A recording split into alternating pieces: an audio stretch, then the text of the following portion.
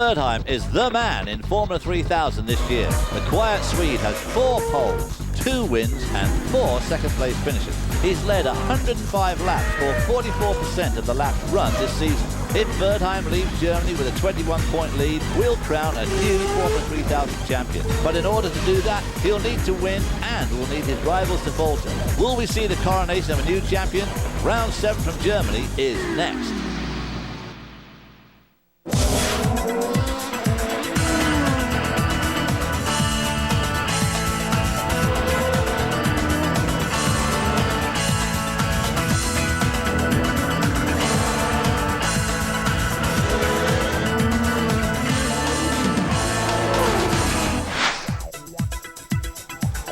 All right, everybody out of the pool, it is time to go racing. Hello and welcome to Speed Channel's coverage of the 2003 International Formula 3000 Series.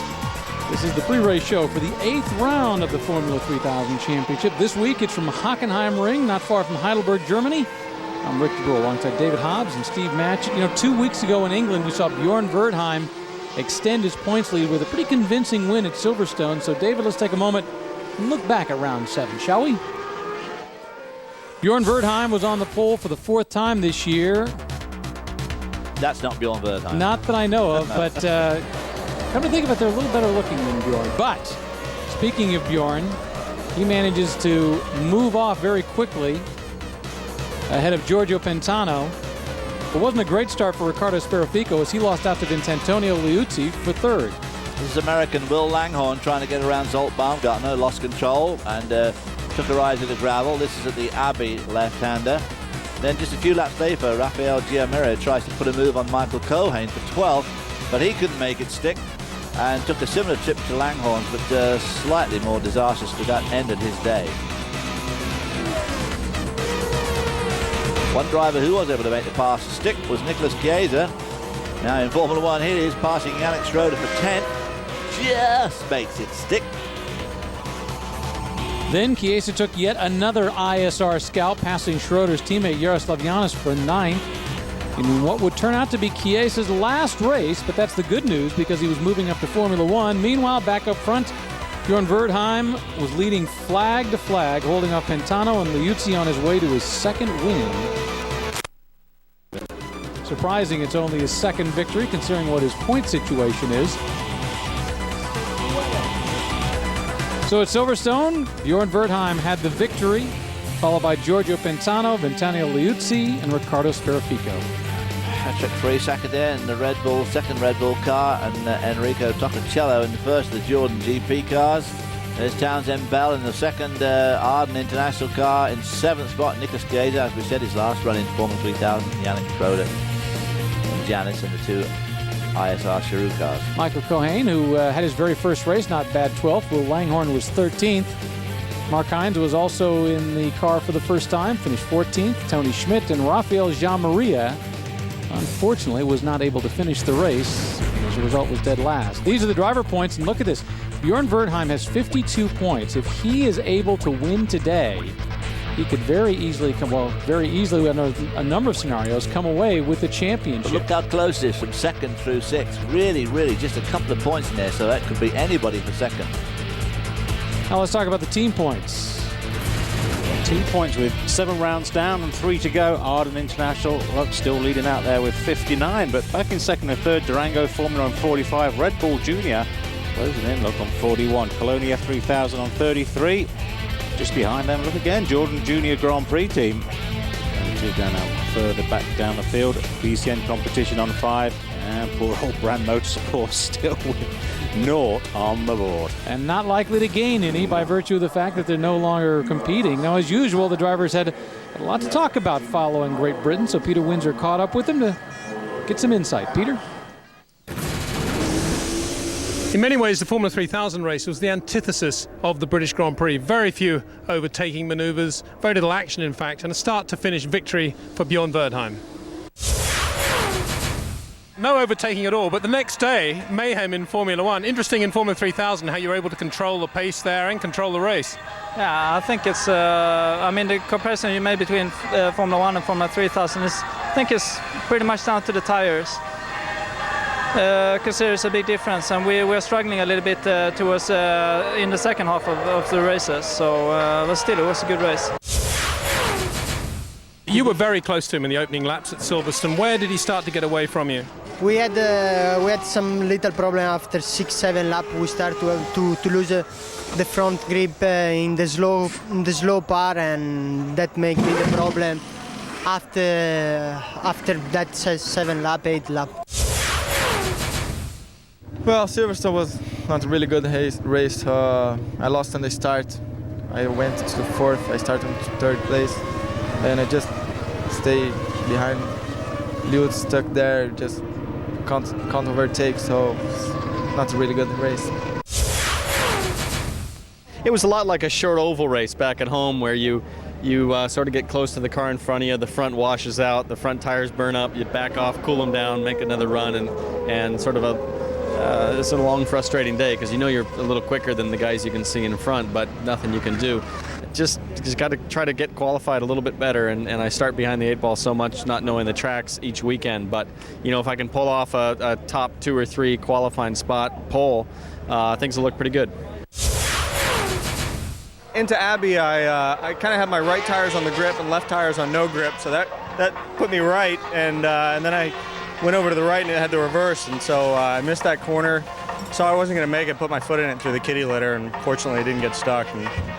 Well, you made an attempt to pass there. A very, very difficult circuit on which to overtake with cars as equal as these 3,000 cars are. Yeah, it is, and I think it was Zsolt who had just gotten past the lap before, so I wasn't going to wait and find where his weaknesses were. He had a little shift out of the last corner, so I was trying to take advantage of any passing opportunity I could get. And of course, he'll have more opportunities today. By the way, having his best qualifying ever, Will Langhorne did, qualifying in 13th. We're going to take a quick break. When we come back, Peter Windsor is going to be chatting with Bjorn Verdheim and find out if he's feeling any pressure as he's beginning to close in on the Drivers' Championship. Stay with us. For Wales.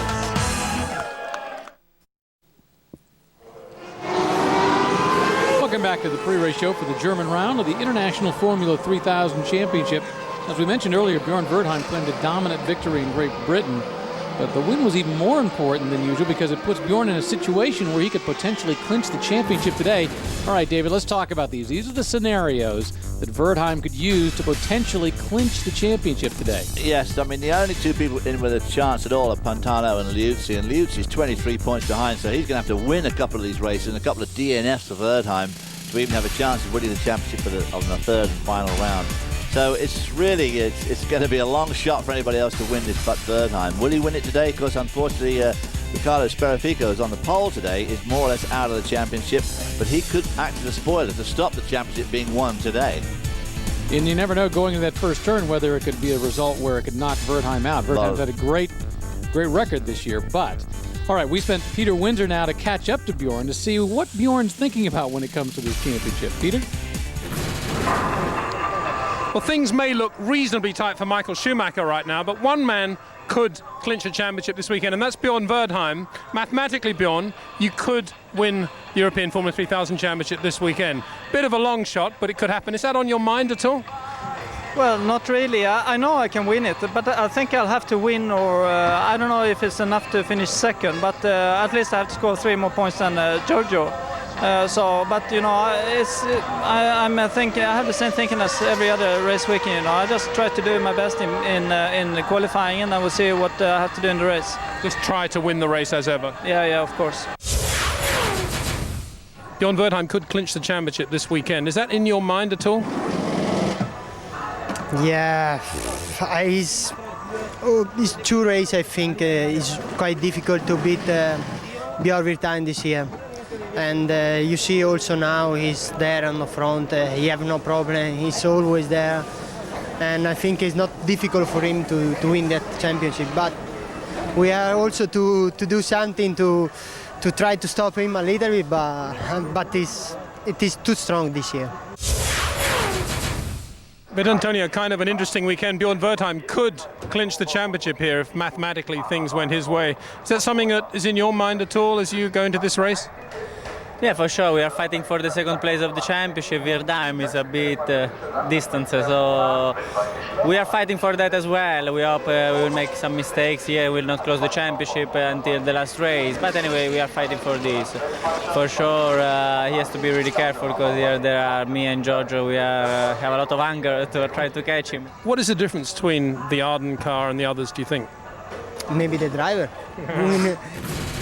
I'm sure David Hobbs would agree with that, wouldn't you? Yes, and of course that Arden team really do put together. Christian Horner does a tremendous job putting together a great team, which has been good for Townsend Bell this year. And qualifying has been so critical this year, as we've seen. Time now to take another break. When we come back, we're going to have yet another report from Peter Windsor, and this time he's going to speak to the latest Formula 3000 alumnus to make it to the big show. We'll be right back.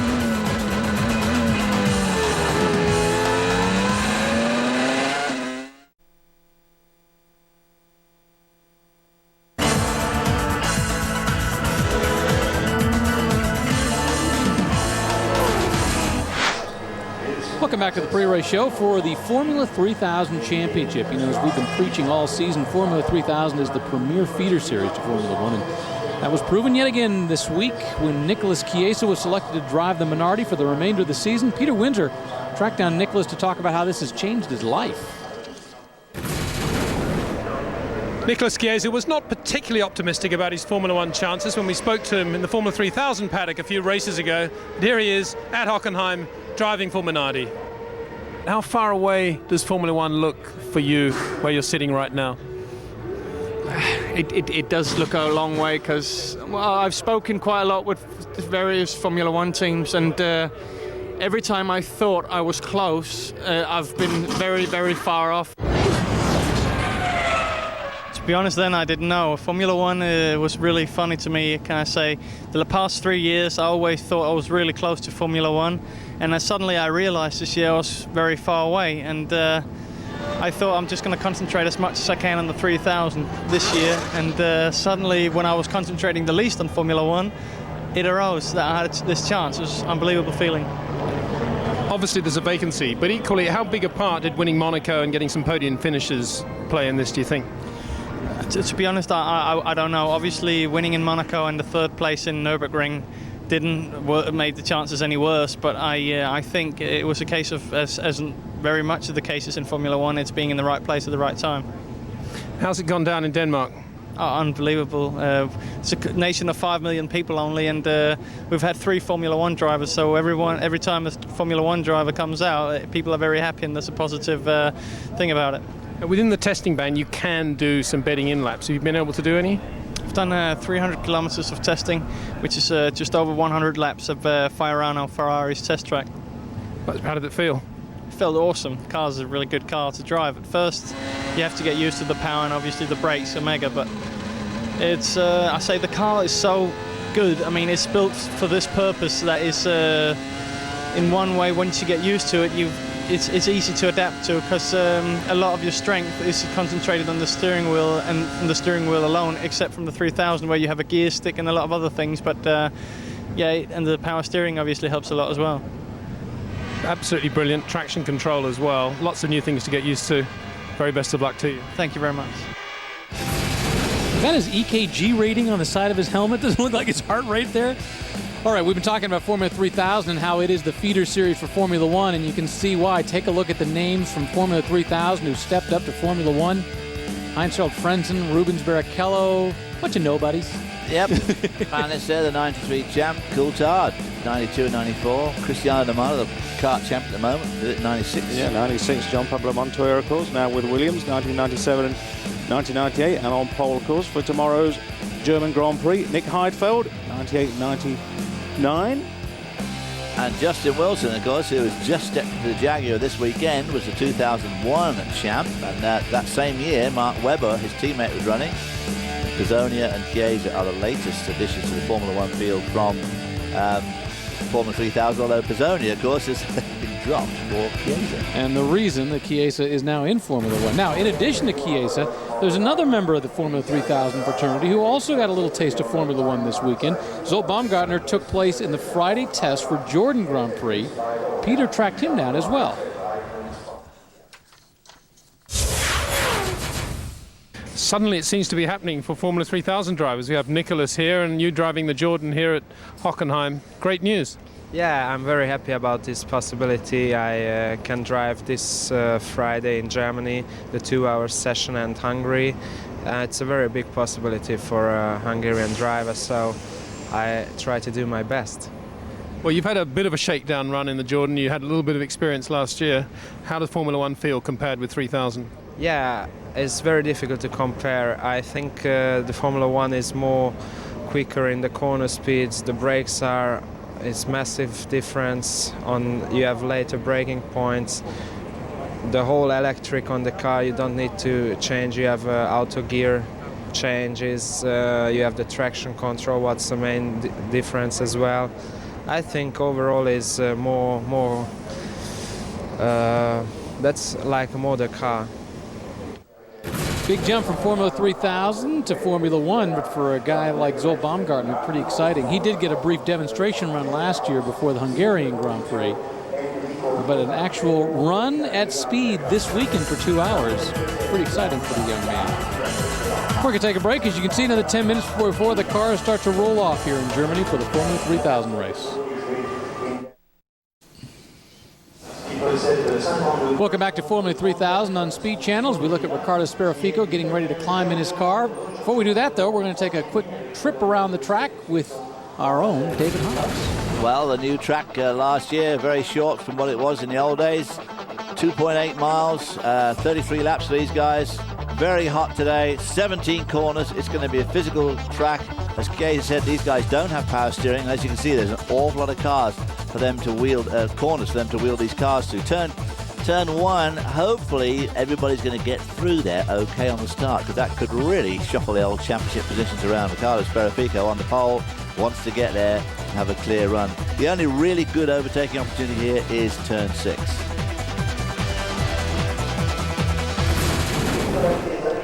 Rafael Jean-Maria, the about to be a lawyer, as he going shortly to take his final exams, and he'll have a second career in case this racing thing doesn't turn out for him. All right, car still getting ready. Another 7 minutes or so to go before they roll off. We're going to take a brief break here in Germany. We'll be back with more right after this.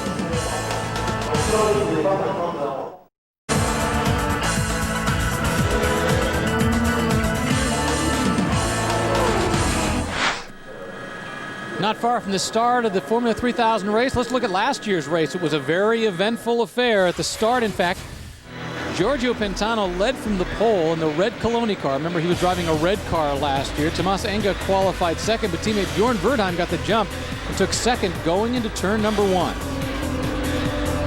They all seem to file through turn 1 okay. And still on the first lap, Alex Muller in the Minardi hits and spins Derek Hill in the Durango. Patrick Friesacker checked up and is hit from behind by Enrico Toccacello in the other Coloni car. So all hell breaking loose at turn 6. Sebastian Bourdais had some contact on that first lap also, and as a result, just one lap later, his suspension broke, sending him spinning out of the race and ending it.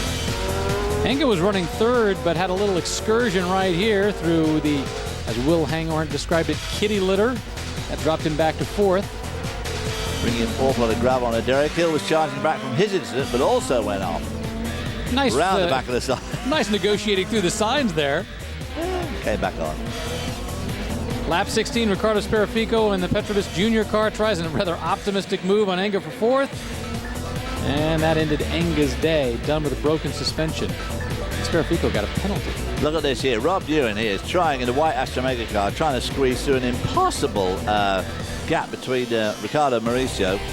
Absolutely no room here to see it again. Boom! Then hits Mauricio, taking off wings and all sorts of gear. So Rob Ewan not too popular with that, and he was hit with a stop-and-go penalty.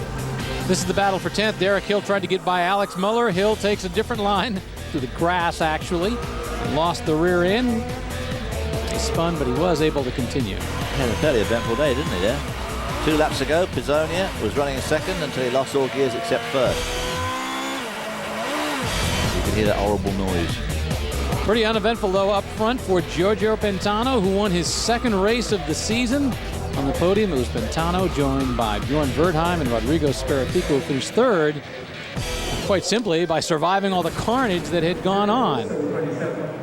All right, we're going to take one more break. When we come back, cars should be rolling off, and we'll tell you how they're lining up for the German round of the Formula 3000 Championship. Welcome back to the Hockenheim ring, where the mechanics have cleared the grid, and it's time to see if all the cars can get away. 16 of them in this race. We've lost a few as the season has progressed.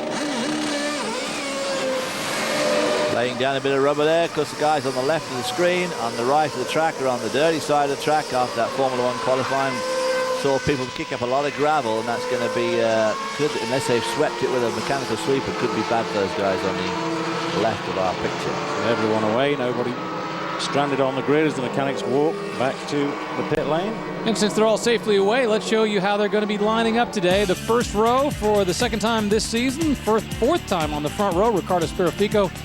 Beside him, a guy who just turned 22, Vincentonio Liuzzi, his best qualifying ever.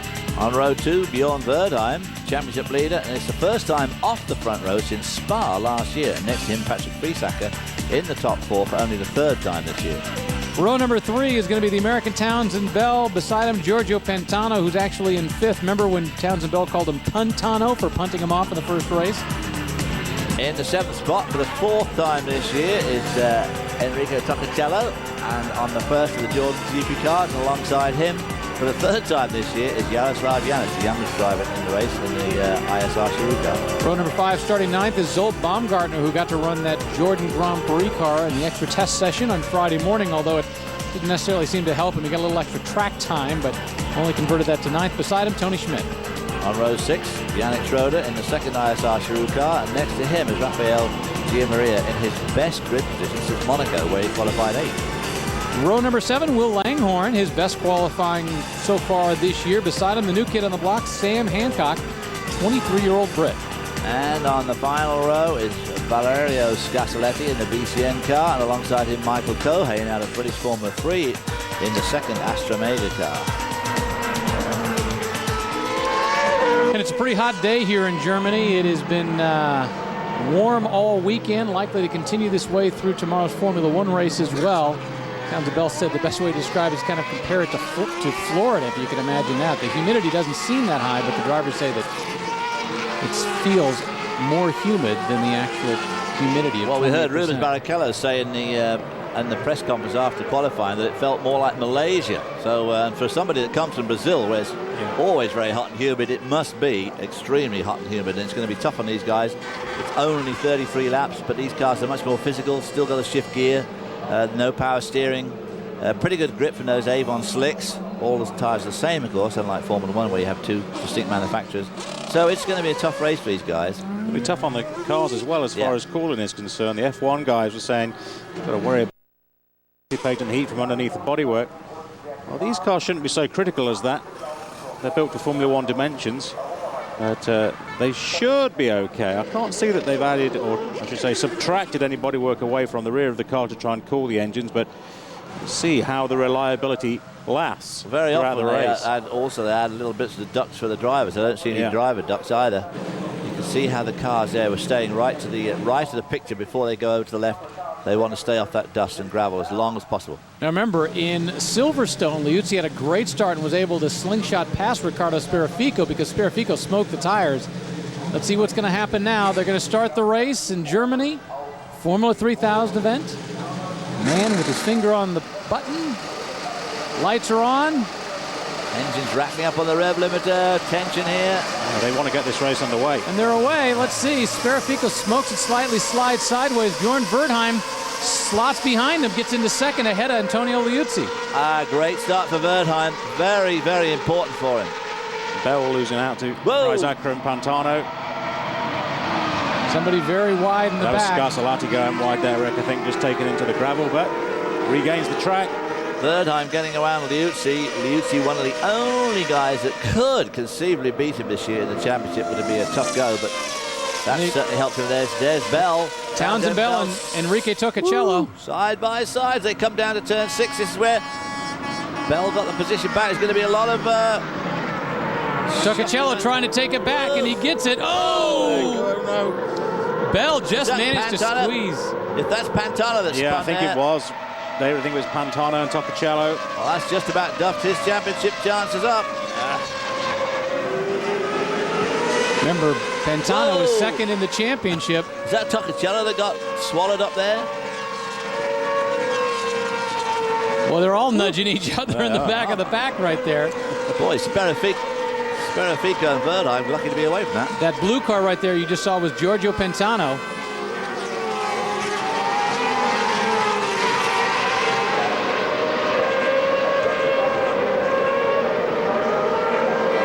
Up front, it's Ricardo Sperrifico who has taken the lead.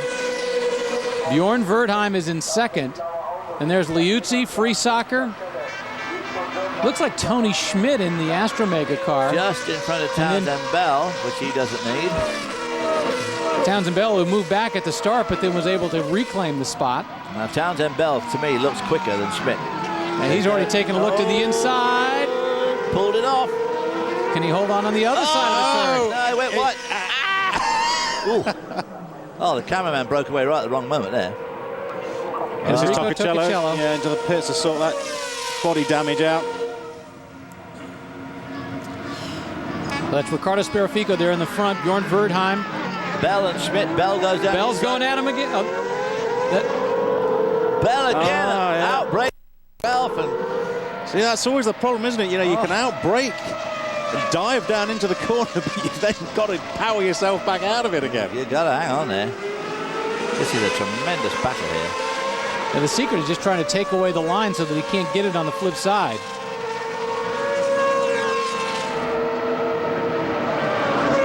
But it has to be said that Tony Schmidt made a dynamite start and made the most that first lap to get in front of Townsend Bell in the first place. He qualified 10th, down to qualified 6th. And Toccacello is out of the race. The guy 5th in the championship, who was tied with Ricardo Sperrifico, who actually tied for 4th in the championship. He is done for the day. Ricardo Sperrifico had started on the pole once before this season and was able to win that race, and he's hoping to do it again today. Now let's go back to this battle. Tony Schmidt and Townsend Bell right there. Bell running just a little wider.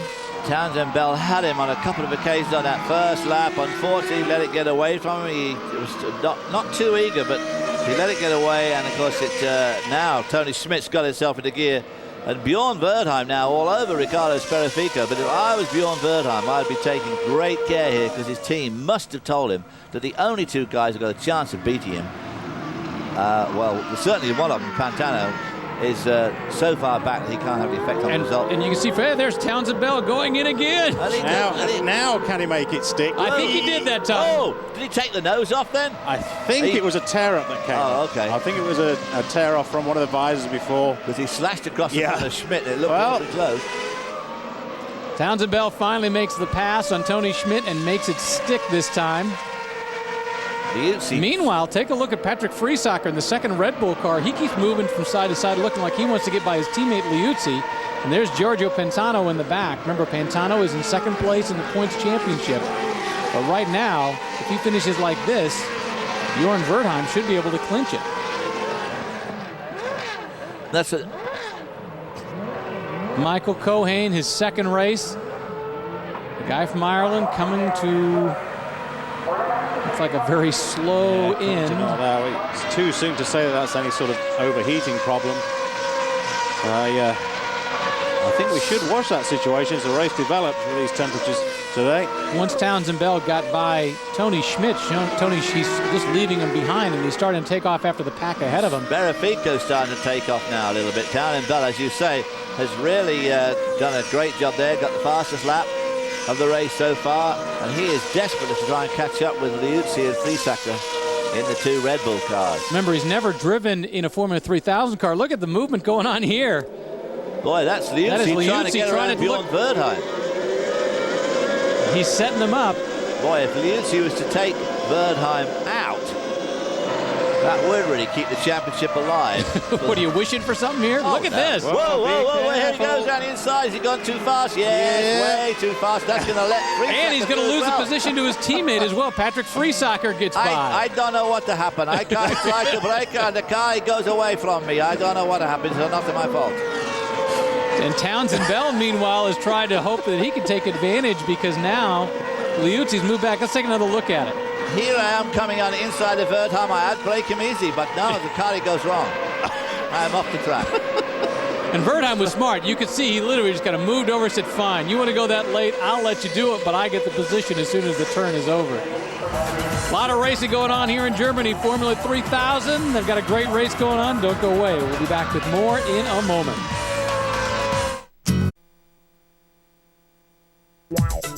Speed Channel's coverage of Formula 3000 is brought to you by Porsche for the pure sport of driving. Back at Hockenheim, the German round of the Formula 3000 Championship, Ricardo Sperafico had the pole and took off with the lead. Bjorn Wertheim, who was in third, managed to slot up into second, and now Patrick Friesacher has moved into third ahead of his teammate. And Antonio Liuzzi, who tried a rather optimistic move trying to get by Bjorn Wertheim and lost out. It was a bit optimistic. Lost out, of course, and lost out to his teammate as well. And that's Sperafico's locking it up. That's in the stadium section, right in front of everybody. Don't want to make a mistake with Wertheim back behind there. And I don't know that he was really under attack by Wertheim. I think he simply made a mistake. I mean, he's obviously in his mirrors, but Wertheim hasn't exactly been gaining on him this whole time. There you see the top five and how they've stretched out. Townsend Bell, who was behind Tony Schmidt, managed to get by. And so, whoa! He's been out in the sun a little too long. Even his spit was red. Yeah, that dye eventually gets right through to the lips, you know? Once again, Townsend Bell was in sixth, got by Tony Schmidt, and there you see he's the last car in that line, now trying to catch up to Antonio Liuzzi, who's just ahead of him. He seemed to be going really quick at one stage, and he did the fastest lap, having got around Tony Schmidt, but he's not making much impression on Liuzzi. Although it's very difficult, as we said, to make much of a dent in the gap between yourself and the cars ahead of you because these cars are so similar. Townsend Bell was saying that he's obviously never raced here before, but he did a few months ago come out here and do about 20 laps in what's called a Formula Volkswagen. And that's Jaroslav Yanis trying to get by Rafael Jean-Maria.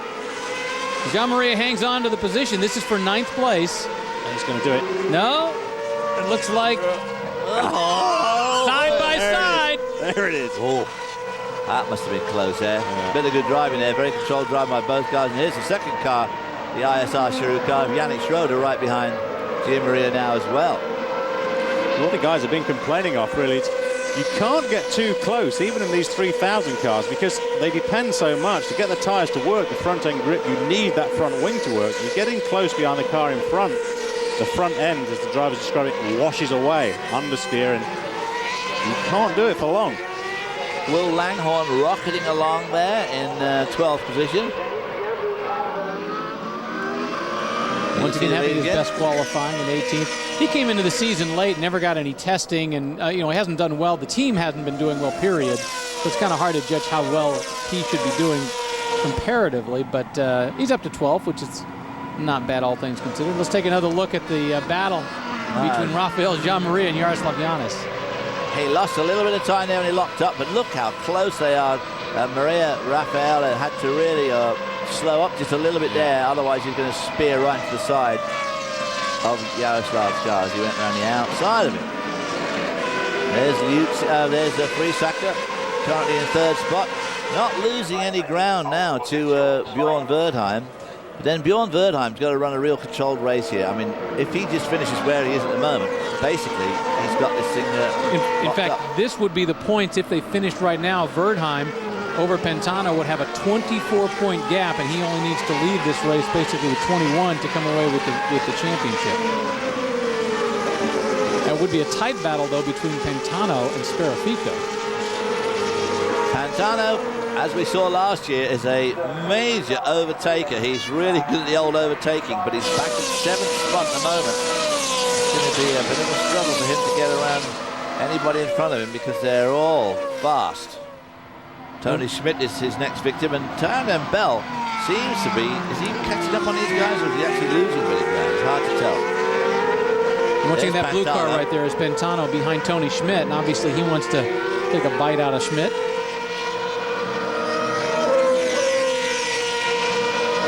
And behind Pantano in the red car is Zsolt Baumgartner.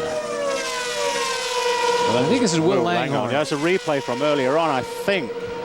Yeah, that's when they showed him a little earlier. I think they were you just could see a lot of dust and. Well, he tried the gravel at Silverstone. Now he wants to try the gravel here at Germany 2 weeks later. So he has a bit of an aficionado on gravel. And it still ain't the quickest way around, is it? Formula 3000 is a learning experience. You want to learn everything you can every season. Still messy stuff. Bjorn Verdheim looking a little bit twitchy there, but I think overall he's quicker than Sperrifico, but I'm sure that if he's going to overtake him, he's going to take his real time and be very careful. But what he does not want is Patrick Friesacker or Liuzzi getting too tangled up with him, and any possibility of being run into by either of those two. Very stressful time for someone like Verdheim with such a big lead. See Schmidt bobble just a little bit coming out of that turn there, which is exactly what Pantano needs. He needs a lot of mistakes from Tony Schmidt so that he can just take away a little bit more and hopefully do exactly what Townsend Bell did to Schmidt just a few laps ago. Meanwhile, up front, it is Ricardo Sperrifico. He led from the pole, unlike Silverstone when he smoked his tires when he was on the second row. Whoa, how wide can you go through there? We'll take a brief break and come back with more Formula 3000.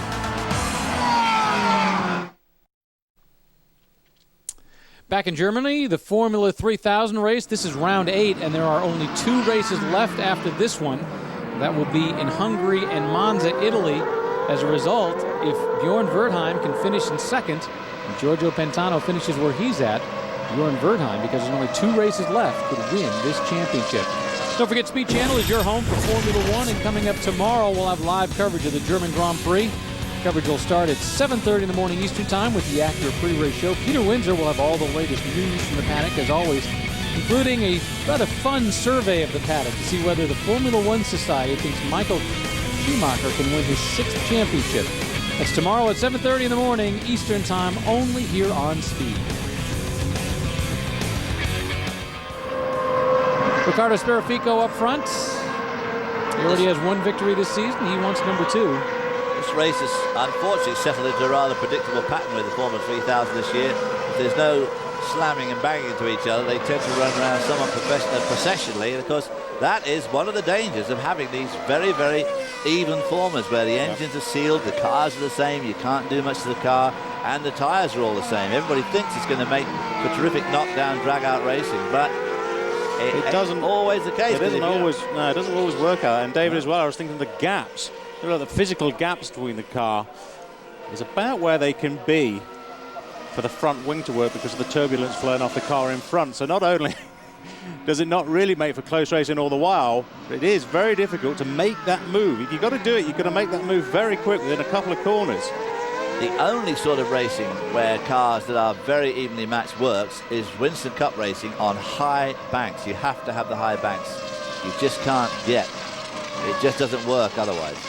Here you see Pantano trying to get around Tony Schmidt. Tony Schmidt's already been knocked down 1 spot by Town and Bell. Giorgio Pantano needs to do that because he needs to be as close to Verdheim as he possibly can get. And you look at Verdheim in second, and we're seeing a good picture of Townsend Bell right now. Verdheim is in second, and yes, he's going to win the championship. And was that a little tire smoke there? A little bit of lock-up, yeah. Verdheim could easily clinch this championship with 2 races to go. But the problem is, he can go to the Formula 1 team and say, hey, look what I did, but they're going to say, well, yeah, but did you pass anybody? What did you do this year? Did you race? And potentially, I mean, he's in a situation where he can't really, yes, he's got a championship to his name, but he doesn't have a lot to show for it in terms of what he was able to do on the track. I think he's also got the best car, the Arden International cars, which is something that we need to bear in mind with Townsend Bell. That's Langhorne. This is in the back of the pack. Garcelati. Excitement builds. Well, Langhorne, remember, was up to 12th and then had fallen back as a result of his little off-course excursion, and now he has moved all the way up to 13th. Yeah, to try and clarify that situation, Dave, you're talking about Arden having the best car out there, and then we're talking about all the cars being the same. But what the teams are able to do, it's the preparation and the detail work put into it. How much time and how many mechanics you can throw at the cars to put it on the setup patch and just play with the ride height and play with the camber and caster, and renewing those parts. And a lot of the teams, as parts start to wear, the junior teams, ones really struggling for money, can't afford to replace the suspension components, the spherical bearings and the gear ratios, that sort of stuff that people like Coloni That's not like the blisters, is it, on his right front tyre? Well, it could well be. You know what we're talking about when the front end of the car starts to wash away. And at this stage as well, at 13 laps into the race, these tyres will start to give up a little bit. And we've got a track temperature of what? Today it's 100. It's like 118 degrees, yeah. which is very hot. Yeah, and remember, all these are Avon control tyres as well, single make formula as far as the tyres are concerned, and they do not change the compound and the construction of the tyres from race to race. Actually, it looked all right there, didn't it? So in these conditions, they will start to suffer. There's no doubt about that. There's been some talk about some changes potentially for this series next year. Number one, potentially changing the name from Formula 3000 back to Formula 2 to try to imply that it is the next step below Formula 1.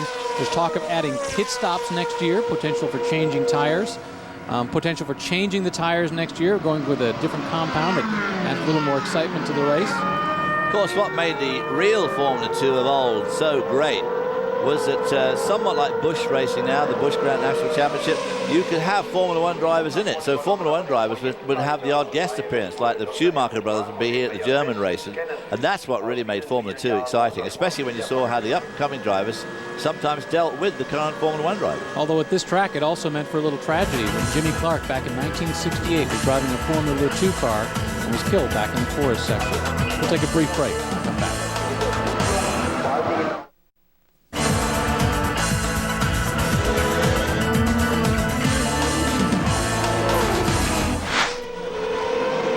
Back at the Hockenheim ring, where Giorgio Pantano in that light blue car is behind Tony Schmidt in the Astromega car, and he's just not been able to take a bite out of him. Pantano is in 7th, but more importantly, he is 5 positions behind Bjorn Wertheim, and if it finishes like this, Bjorn Wertheim will have himself a Formula 3000 championship. There's a nice little artistic shot right there. Yeah, the sun baking down. It's about 90 degrees, 91 degrees, but as we said, humidity is up in around the 30% range, but the drivers have been saying it just feels like it's so much hotter out there. Well, here in central Germany, it does get extremely hot. We're a long way from many of the coasts, and that forest around here, it's pretty flat, and it really does sort of hold the heat. Yeah. The other thing I noticed as well at Hockenheim, there is very little wind. It becomes very still. So you get that's what I thought this morning. I was with you, but of course, one of the hottest races I ever did was in a Group C car here, and I was driving a 962, and I was driving with Jonathan Palmer in the Cannon car, and next to us were the Rothmans cars, and they had like you, they had a fire. A gasoline fire, and boy oh boy, it was already about 95. It was desperately hot, and I tell you what, when that fire erupted right in the next pit, and it went through the pit, because the pit acted as a Venturion, and when it went in the front door, and this great wave of flame fled through the pit, and it was right next to us. That warmed things up even more, I'll tell you. It did. They see Free Soccer locking up very lightly with Antonio Liuzzi right behind him, and this is Scasolati in the other BCN car. But now both BCN cars have gone off the track. Well, he couldn't stand the pressure from Will Langhorne. It became too much for the lad, and he spun down. These tyres are giving up a little bit in advance of what we normally see because of the heat on the track. But interesting, again, look at these gaps. It's almost like you could take a tape measure and measure the distance in between them all, and they'd be exactly the same. It's not that the drivers pull back to drive in that sort of formation. It's just that you get closer, the front end starts to give up, and you just really can't get any closer to the car in front unless you're desperate to make that move. And with the controlled tyres, you know, you just can't afford to have the front end washing out or put too much power through the back end and get the thing sliding, because once they start to give up, you know, they give up very quickly, and the whole thing just spirals downhill and gets worse. Okay, here's a great shot. Look at this here. You could put a tape measure between the lot. They don't come out with exactly the same figures, the distance between them. Yeah, and of course the one guy who could really wish that he could close up a bit would be Townsend Bell. Bjorn Verdheim very happy to leave that gap like it is. Trying to run in the shadow of the helicopter there to keep his tyres cool. Ricardo Sperafico up front. And this next car. This is the extraordinarily short cameraman that they use on these races. A dangerous position for him. Ricardo Sperafico's up front. Bjorn Verdheim in second. Then it's the two Red Bull cars, Patrick Friesacher and Antonio Liuzzi. Townsend Bell, I was talking to him about whether he had made any attempt to try to get the Minardi drive, and he said, you know, basically, I guess Minardi was kind of going around saying, okay, who's got money?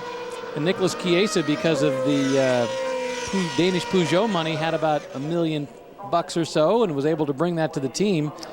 That'll do it. That will do it, especially with a smaller team like Minardi. I don't think McLaren would blink at $1 million, but Minardi, that's some pretty good, helpful money to add to their coffers.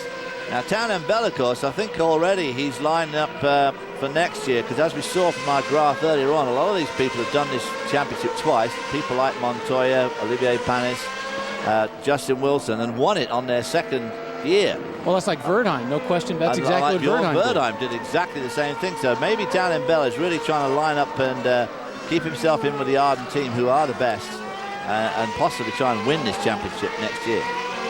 Yeah, last year, Verdheim, you know, when you look at what he did from the beginning of the season, it wasn't that spectacular. You know, he was just sort of doing okay. He had a second place finish in Austria, and then another one in Germany, and finally won his first race in the very last round. And in talking with Townsend Bell's plans to do basically the same thing.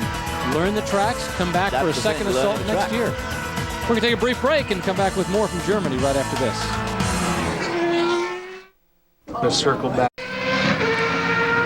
Welcome back to Speed Channel's coverage of the Formula 3000 series. Rick DeBoer with David Hobbs and Steve Matchett. Drivers out there trying to figure out if there's a way to get by the cars ahead of them, although so far they're not having a lot of luck. Don't forget to tune in Speed later today to watch the modern-day muscle cars of the Trans Am Series tackle Trois Rivières. Live race coverage begins at 1 o'clock Eastern Time. We'll see if Speed's own Scott Pruitt can hold off Johnny Miller and keep his championship points lead. Once again, that's later today at 1 o'clock Eastern Time, only on Speed. David, we were joking about the prototypes not being able to fit through there very easily. The Trans Am cars are... That's definitely the bull in the China factory. Absolutely. It's a very tight circuit, and of course that is a real street circuit. It's the longest running street circuit in North America, and I mean, you run up the suburban streets, the trees at the side of the street. I mean, they put guardrail up between you and the trees, but it's a very suburban scene. It's absolutely fantastic. Race right by these people's backyards, and it's a terrific little track. A bit tricky and a bit tight for those big cars, but it's worth tuning in at 1 o'clock to see that, because it really is a spectacular race when the camera goes down to turn 4 or 5 and you look back up the track through the tunnel and see it coming. Who's going to give up? Because you can't get two cars through it side by side. They put on an absolutely great show there, and that, of course, is the track where Gilles Villeneuve made his name. Those many years ago. Meanwhile, we are back in Germany where the Formula 3000 guys are racing. Ricardo Sperafico started on the pole and continues to lead up front. It looks like Giorgio Pantano is getting a little bit closer to Tony Schmidt. Now, these are the two Red Bull cars. Patrick Friesacher right there, being followed by Tonio Liuzzi. Next guy behind them in one of the Arden red and white cars is going to be Townsend Bell. Seen a lot of the cars starting to suffer through understeer, Rick, there, just as we're coming around onto turns 2 and 3, that sort of left, right, again. Seeing Tony Schmidt, we saw a little lock-up earlier on, but a lot of the cars are really just driving around, not being affected by the turbulence from the car in front, but the front end of these cars is really giving up on them. That's some pretty big gaps, aren't they? Yeah. The gaps seem to be getting wider, haven't they? I think your tape measure's stretching. Just to continue the high note that Rick left us on a few moments ago, and he was talking about the death of Jim Clark here in Hockenheim. The first time I went to Trois Rivières, which will be on at 1 o'clock here on Speed Channel, was I was the Grand Marshal there in 1970. I didn't do any driving, I was Grand Marshalling, whatever Grand Marshals do. And that weekend, of course, Jochen Rindt was killed at Monza, just to keep this sort of high note going. I have to say, Formula One safety in recent years has come on leap and bounds, but I still think we've been very, very lucky in Formula One. We could have lost so many drivers, some spectacular accidents. But the cars are so strong. Yeah, I mean, the monocoques are greatly improved, and it's something the FIA have worked towards an awful lot in all forms of motorsport, and F3000 is included in that, of course. But there have been so many accidents you think, wow, if the driver had gone in backwards and not frontwards or sidewards, or if the Armco had hit him in a different way, I think in the last 5 or 6 years we could have lost 5 or 6 drivers. Anytime you leave the road at more than about 160, 170 mile an hour, you've got to be a bit lucky. Yeah. I mean, ultimately, racing is an inherently dangerous sport. It's speed, and we can minimize that as much as humanly possible. I mean, 30 years ago, everybody just assumed that there were going to be a certain number of drivers who were going to be killed in this sport, 30 or 40 years ago. And today, it really is unusual. And of course, I raced through 30 years of some of the absolutely most dangerous eras of miracle, and I never even broke so much as a fingernail. This would have been highly distressing for me to have broken my fingernail anyway, because I wouldn't have wanted to go out in public with a broken fingernail. But that's one of the reasons you say you don't do historic racing. Yeah, that's exactly why I don't do historic racing. You push your luck for 30 years and don't get hurt at all. I'm not going to drive a 40-year-old car now. And our producer is saying in my headset here, David, of course you have to be quick to shunt to high speed. I was waiting for that to come up, yeah. And on that note, we are going to take a break, so David Hobbs can go back and beat the living daylights out of our producer. We'll be right back in just a moment.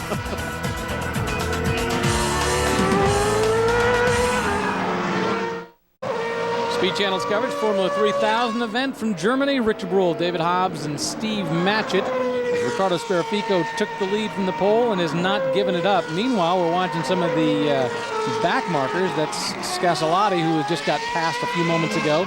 The interesting thing, especially as it gets back a little bit further, when Scassolotti gets just slightly ahead of Tony Schmidt, whether that's going to have any impact on the position between Giorgio Pantano and Tony Schmidt. Yeah, the front guys threaded their way through the two back markers fairly successfully without getting involved. But there are big gaps. The gap there's Talon Bell just coming to the picture now, well back from Liuzzi, running in fourth. Well, just a moment ago we saw Liuzzi's pit man leaning over the wall with the board out, waving him on frantically as if he could sort of somehow will him into going faster. I'm sure Liuzzi is trying his absolute best. Yeah. Well, that's kind of the driver's part of the whole deal, isn't it? Well said, like a mechanic. All right, once again, we want to show you what the points will be like. Assuming it would finish just like it does right now, Bjorn Wertheim will have 60 points, meaning he will take the lead and take the championship from Ricardo Sperfico and Giorgio Pantano. Look how close all those other guys are, 37, 37, 36, 34. So those numbers could definitely change in the next couple of races. It looks like Wertheim's got a lot, but second place is really up for grabs. That's where they're just entering the stadium section. Stadium section hasn't changed a lot when they did the reconfiguration last year. This is Ricardo Sperfico just a few laps ago, locking it up. Once again, not under attack.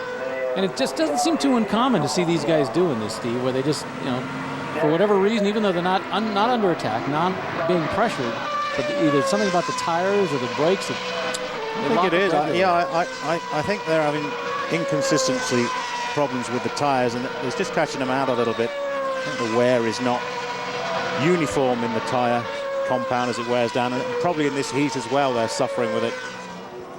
The grip sort of coming and going in fits and spurts on the front of the car. We've got about 8 or 9 laps left to go, and the drivers at this point will be getting pretty hot. They've been really driving, although those gaps are staying the same, and we're not seeing the overtaking.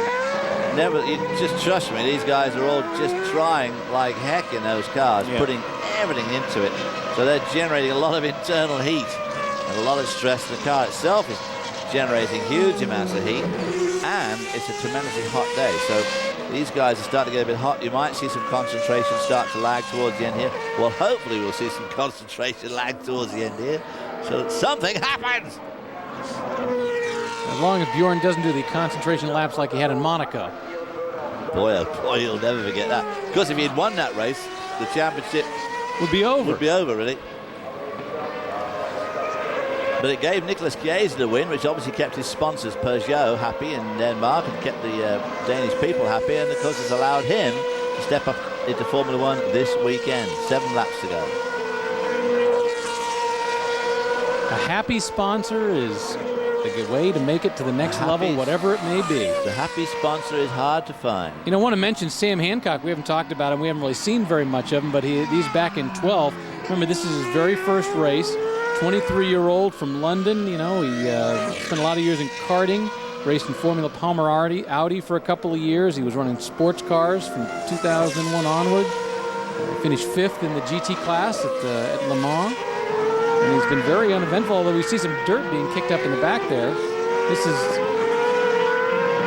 Oh! Yeah, Zsolt Baumgartner, and Jaroslav Janis was trying to take the position away, and Jaroslav Janis spun out. They clipped wheels. Spun him round. And all that work, now got to do it all over again. That was for 8th and 9th. So that was the last points-paying position. Let's have another look at this.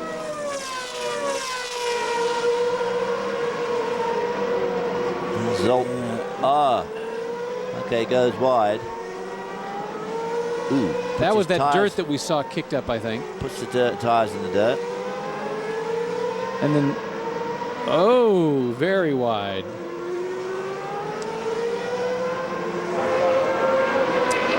Yeah. And Scassolotti was a back marker. He just kind of waved him by. So Janis decides to make an effort and see if he can't make the pass. And unfortunately, the two came together. And Scassolotti got by him again, and as did Zsolt. I mean Langhorne, I think more. Riccardo Sperafico has done well here. Had his first pole position in Formula 3000 2 years ago on the old circuit. Pole position again here, and set fastest lap last year in the race, and came 3rd. Race won last year by Giorgio Pantano. There's Bjorn Verdheim. Riccardo finished 6th last year. His brother Rodrigo. There's so many Sperafico that it's a bit confusing. I see that their cousin was driving something last week. I can't remember what it was, but I saw his name. Oh, that's right. He was in the Champ car. So the Sperafico gang are all in there. You've got Alexander and Rodrigo and Raphael. Town and Bell actually making a bit of ground now on Liuzzi, I think. As the race winds into its final laps. Well, wishful thinking, Steve. Don't be looking at me like that. I mean, he is catching him up slightly. Oh, yeah. If this race was 40 laps longer, he'd catch him easy. Yeah, you're right. David, what you were saying earlier on, the gaps do seem to be stringing out further and further. And Pantano's given up on Schmidt by the look of things. All these cars are built to Formula One dimensions to try and get the drivers, and again to try and emphasize the fact that this is the leader formula leading into Formula One. 950 mil tall, but the only dimension really that they're 3 meter, the wheelbase on these cars is 3 meter, which is the one dimension, of course, which is not specified, curiously enough, in the Formula One regulations. The width of the car is, and the height of the car and the wings and whatever, but the actual wheelbase of the car is free because, of course, the engine manufacturers can put different engines in, and that's the thing that makes the difference between constructor in Formula One here, by virtue of the fact they're all using the same engine and the same transmission, the same chassis. They're all set at 3 meters. That's why you talk about people using long wheelbase cars and short wheelbase cars in Formula One.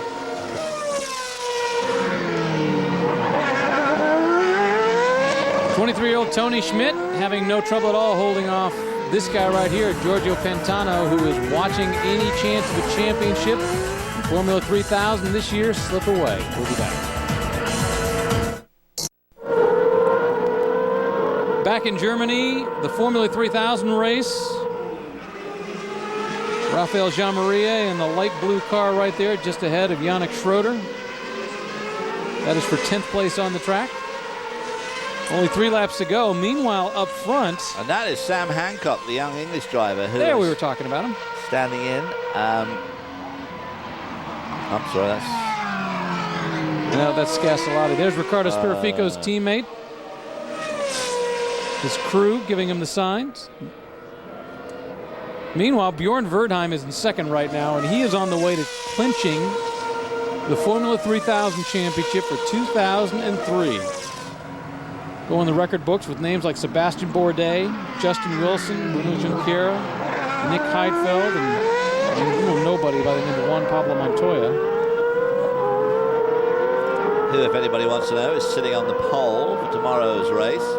Just 0.02 of a second quicker than his teammate, Ralphie Schumacher.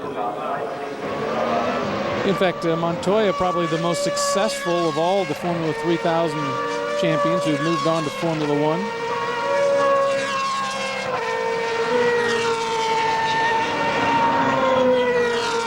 Olivier Panis also has a victory. Panis, who was the 1993 champion, who won at Monaco a few years ago. But Verdheim, remember, came into this with an 18-point lead. It was 52 points for Bjorn Verdheim over Giorgio Pantano. What's really hurt Pantano is he's had 2 races that he didn't finish. He didn't finish in Imola, he didn't finish at Monaco, and then he was way out of the points at the European Grand Prix at the Nürburgring, where he finished 16th. He's had good finishes every other race. He won in Spain, he won in France, he finished 2nd at Great Britain, he finished 3rd in Austria, but he just hasn't had the consistency that he needed all season long. His European race was an absolute disaster when he finished 16th. The very first race at Imola, when he got together with Townsend Bell and took a rather optimistic pass, and as a result, both of them were out of the race. Down now to the last 6 miles to go. All these guys will see the checkered flag. And I'll tell you what, it might have been the most scintillating race as far as the racing action is concerned, but I am surprised we haven't seen more cars go out with reliability problems and overheating in these sort of temperature conditions. We were looking at Zsolt Baumgartner's car a few laps back, and it seems to be leaving a bit of smoke. I don't think it's just tyre smoke. I think he's leaving some engine smoke as well, but he's out braking himself again, getting on the grass, which lets Yaroslav goes by again. Of course, it's a vital pass, because it is for the final point. That's the second time that's happened. No, don't do that. He's saying to his man Zsolt. Janis right now is tied with Yannick Schroeder for 7th in the championship, and that 1 point, it's only 1 point, but it'll move him up into sole position to 7th in the championship. 2.84, 2 miles to go.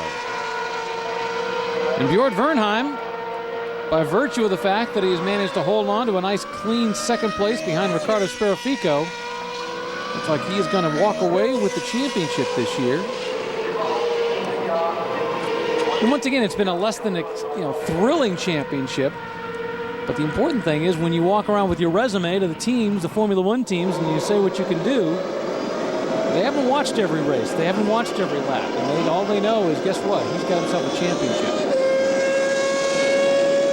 Which, as you so rightly observe, is an incredibly important part of a racing driver's resume to say he's won this championship. Because these cars are very evenly matched, and of course, as a result, it's difficult to get close racing, ironically. Carlos Speraffico looking pretty hot at the moment. Very critical to have a good engineer when they bring in the settings. And you got to remember, these guys get very little time on the track. They get a 30-minute practice section, and then they get a 40-minute qualifying session, which means before the race starts, they have been on the track for a total of 1 hour and 10 minutes.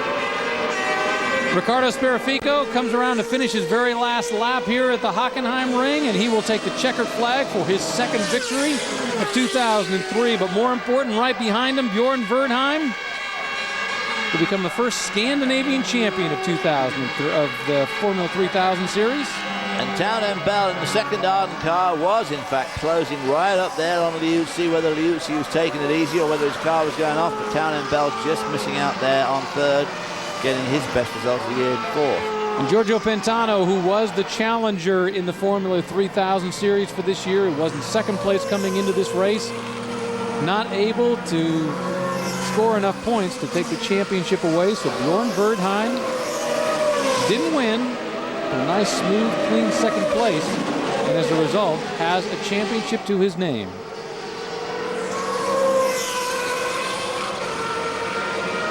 moves Sperifiko up to second in the points. He's now got 37 points. Bjorn Verdheim's going to have 60.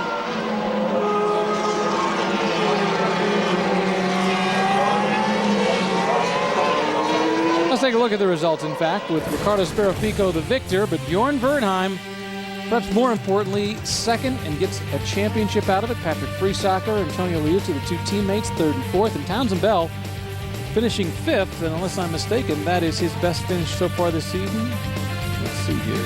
I think it is. And Tony Schmidt right behind him, and Giorgio Pantano, who was hoping to do well in his championship this year, down there in seventh, so he didn't help himself much. Yaroslav Jan taking that last point paying position. Zsolt Baumgartner with just a lap to go. Rafael Gemmerer in ninth. Enrico Toccacello, the first man out with that first lap Schmossel down at turn 6.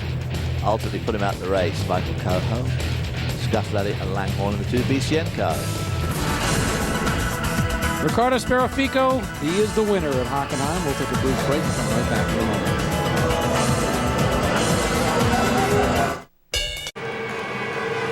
Back at Germany, where Bjorn Verdheim, this guy right here, has finished second, but you can see the points. 60 points gives him the Formula 3000 Championship for 2003. But second place is definitely up for grabs. About 37, 36, 34, even down to Enrico Toccacello with 27. Nicholas Chiesa obviously won't be getting any more points. But he doesn't mind that at all, does he? Because he's in Formula 1 now. Down there, Bell jumps up to 11, so he has got a good shot. He could get into 8th position in the championship pretty easy with a good result in a couple of good results in the next two races. There's the winner of the race, Ricardo Sperifiko, pulling in. And that win jumps him into second, but as I say, it's a pretty tenuous second at the moment. Well, he almost looks happier than Bjorn Verdheim looks. Bjorn just won the championship. Well, Bjorn Verdheim, of course, comes from Scandinavia, so he's a bit dour anyway. And, of course, Ricardo Sperifiko, coming from Brazil, is a very outgoing and very emotional type of guy, and makes it look like he's happy to have won the race, which I'm sure he is. Bjorn Verdheim is a former South Sweden karting champion. He was the 1997 Swedish Formula 4 champion. And now he has the really big one to put on his resume, at least for all those who've yet to make Formula 1, which is a Formula 3000 championship, which is going to be critical in his efforts to move on. Well, that's going to do it for the Formula 3000 race from Germany. We will be back again in 3 weeks from Hungary. We'll have live coverage of the 9th round of the International Formula 3000 Championship from the Hungaroring in Budapest. That's on Saturday, August 23rd at 9:30 in the morning, immediately following Formula 1 qualifying. But remember to join us tomorrow morning at 7:30 Eastern Time for live coverage of the Formula 1 Grand Prix from Germany. So for David Hobbs, Steve Matchett, and Peter Windsor, I'm Rick DeBrule. We'll see you tomorrow morning for the German Grand Prix. Have a great day.